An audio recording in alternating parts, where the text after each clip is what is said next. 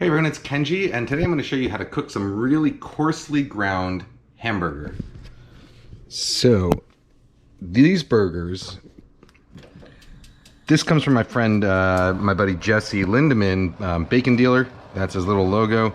You saw him on my video for BLTs, which I will link up here somewhere. This is a mixture of 70% fresh prime beef and 30% dry 28-day dry aged beef. So it's shoulder clawed, prime shoulder clawed, fresh, with trim from New York strip and prime rib that's been dry aged for 28 days. So if you'll notice about this burger, the reason I wanted to feature this burger is because it is super coarsely ground. It looks like it probably went through a 1/4 inch die just once, and then it was very loosely packed. When you cook a burger that's coarse ground like this, very fatty and very loosely packed, it's sort of a fundamentally different thing from the more finely ground and more tightly packed stuff that you buy at the supermarket, or maybe that, you know, depending on how you grind it yourself at home, it might also be more tightly packed. So something like this, if you try and put it on a grill, it's going to be really difficult because it's going to fall apart. You also don't want to really smash this because it doesn't bind the same way. So the way I cook really coarse ground beef like this, so first of all, I get a cast iron skillet. Stainless steel skillet will work as well. You don't want to use non-stick for this because it won't get hot enough.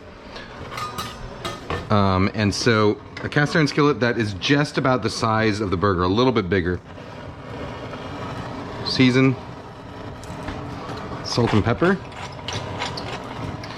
And then in the skillet, I'm going to put just a little bit of oil, not much. Just enough that I can get it going. And the idea here is that with this much fat in there,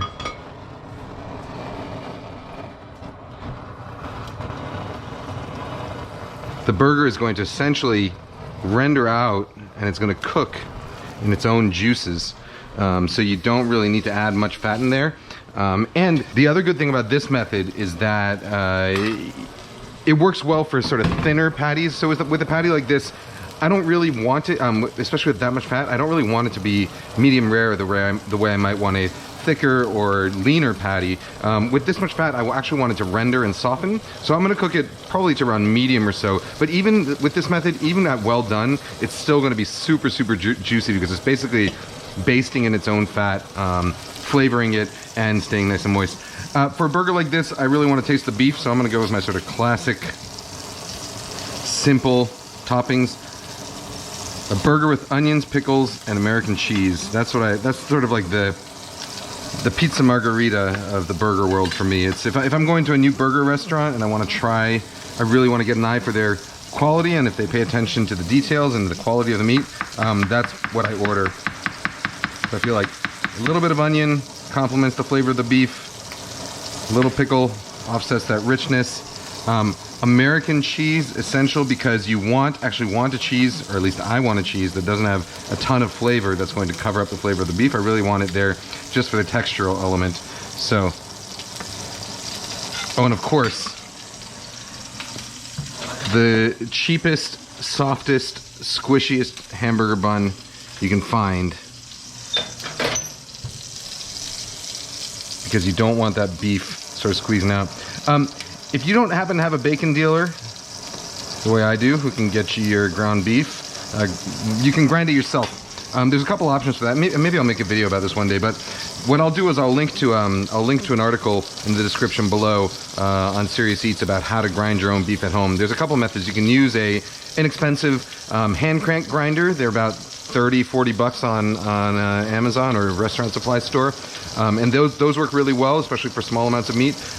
You can also use a food processor, and the way you do that is you would take your beef, trim it so that there's no connective tissue or silver skin, anything like that, cut it into cubes, and place them on a metal tray, and then place that tray in your freezer for just about 10 minutes, and you want it to start to sort of harden up around the edges but still be squishy. And then you transfer that to a food processor. About a half pound at a time is what a food processor can handle.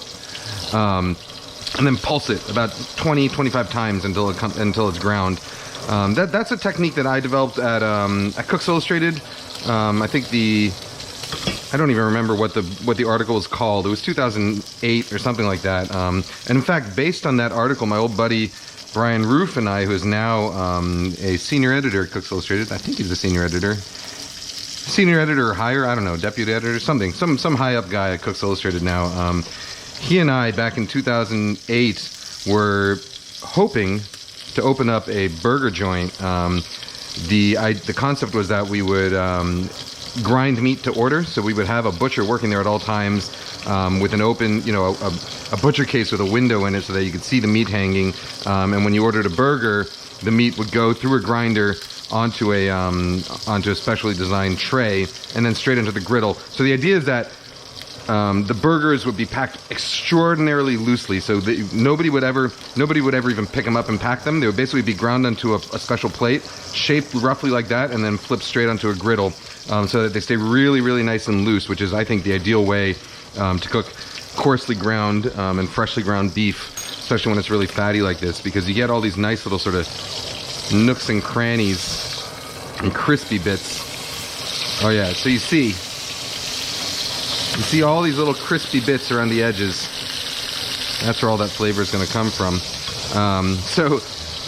We went through everything all the way up to designing a logo and coming up with branding and all that, and we had a full package and we were showing it around to potential investors, and then you know, then the stock market sank in 2008 and nobody wanted to make restaurants anymore, and so we stopped. But you know, it's fine.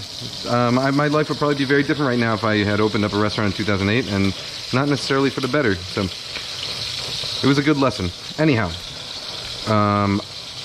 onions on top of the burger like that is what I like to do. And cheese on top there. That bun is done. I'm not a ketchup on burgers guy. I am a mayo on burgers guy. If you want to do ketchup, by all means go for it. I just find that ketchup kind of covers up too much flavor. I could deal with like a special sauce situation, or with mustard, but mayo is usually my go-to. Again, store-bought, nothing fancy. We're gonna let the beef do all the work here.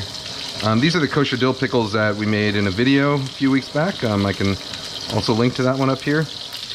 And as soon as the beef cheese is melted, this is done. And now I'm gonna save this beef fat because I'm gonna use it tonight to roast some potatoes.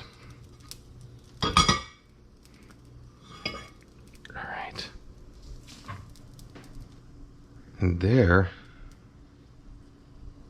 we have a classic burger. Beautiful. Ooh, and drippy. Let's take this out over to the light, huh? Oh man, look at how gorgeous that looks. All those crispy bits.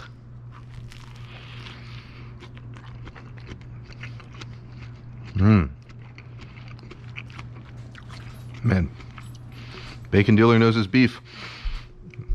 I got a beef with Bacon Dealer. All right, Jesse, my friend, thank you for this burger.